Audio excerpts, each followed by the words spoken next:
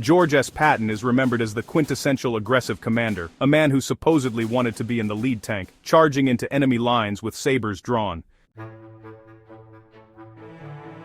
But the overlooked reality is that Patton spent almost no time inside a tank during combat operations. He understood something that the romantic image of the general at the front often obscures. A commander who is driving is a commander who cannot command. The art of delegation in warfare is rarely celebrated, but it was Patton's mastery of it, the ability to trust subordinates while maintaining relentless pressure, that made him more effective than any tank commander who ever pulled a trigger.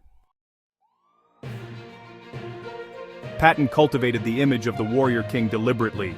He understood morale, you know. He knew that if soldiers believed their commander was a modern-day cavalryman, they would fight with a certain ferocity. But his actual tactical position during the breakout from Normandy was not in a tank. It was in a command car positioned roughly 3 miles behind the lead elements. That car contained 3 radios, one for Corps headquarters, one for his armored divisions, and one for close air support coordination. Patton surrounded himself with a small staff whose job was not to fight but to filter information. He needed to know where every division was, what they were facing, and how much fuel they had left, not what the machine gunner at the front saw through his sights. There is a misconception that Patton's Third Army advanced because of sheer audacity. Audacity got them moving, but audacity without logistics collapses within 72 hours.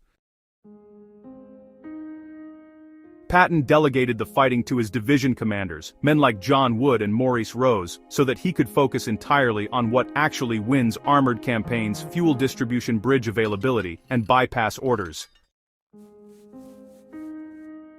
When the Third Army ran out of gas in September of 1944, a fact that frustrated Patton to the point of fury, he did not blame his tank crews. Instead, he blamed the logistics planners at Supreme Headquarters. He understood that his job was not to fight the Germans personally. His job was to fight Eisenhower, Bradley, and the Allied supply bureaucracy for every gallon of fuel that would keep his tanks moving.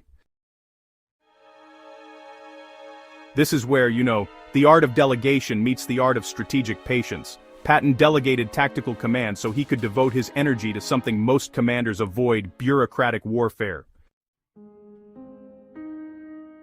The Allied supply situation in the summer of 1944 was, well, a zero-sum game. Every gallon sent to Patton's Third Army was a gallon not sent to Montgomery's 21st Army Group or Hodge's First Army. Patton delegated the fighting because he knew that if he was on the front line, he just couldn't be in the conference room. And the conference room was where the real battle for momentum was won.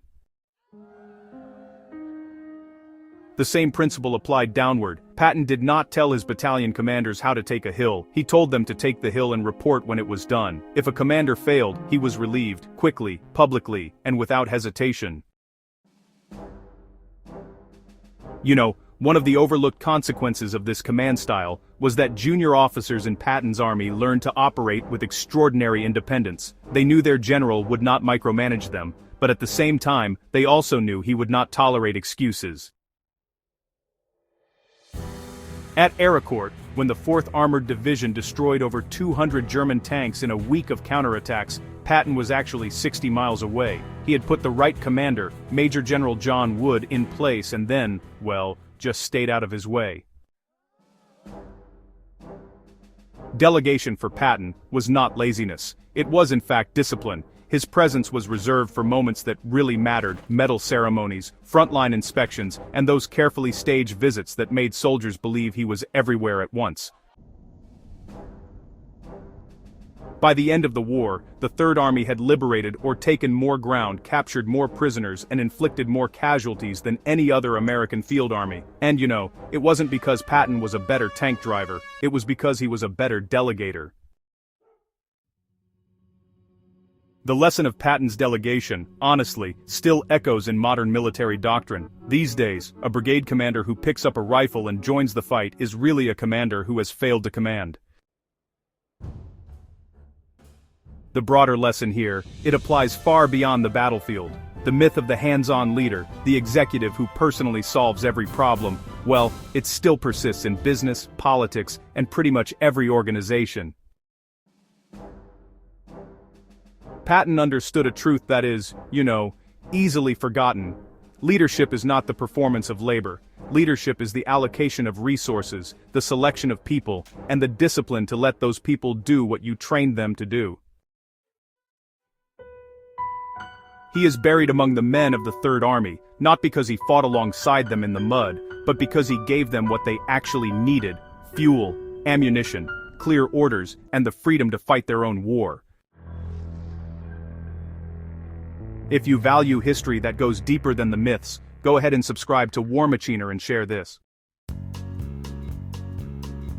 Because the generals who won the wars were rarely the ones holding the guns, they were the ones who knew when to put the gun down and pick up the radio. End of transmission.